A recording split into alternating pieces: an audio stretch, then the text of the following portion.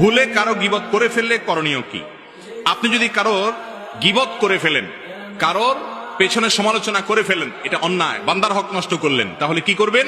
এই গীবতের কাফারা বা ক্ষতিপূরণ হিসাবে আপনি 4টি কাজ করবেন।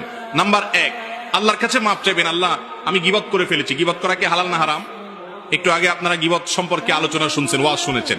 গীবত করা কিরকম হারাম? আপন ভাই মারা গেলে তার গোশত কামড়ে খাওয়া, রান্না করে খাওয়া, তার গোশত খাওয়াটা যেরকম অপরাধ, গীবতটা সেই রকম অপরাধ। কত ডেঞ্জারাস অপরাধ চিন্তা করেন। এইরকম অপরাধ আপনি করে ফেলেছেন। এটা যখনই আপনি আঁচ করবেন যে আমি এত গীবত করে ফেলেছি, সাথে সাথে আল্লাহর কাছে 1 নম্বর কাজ হলো মাপ চাইবেন। কি চাইবেন?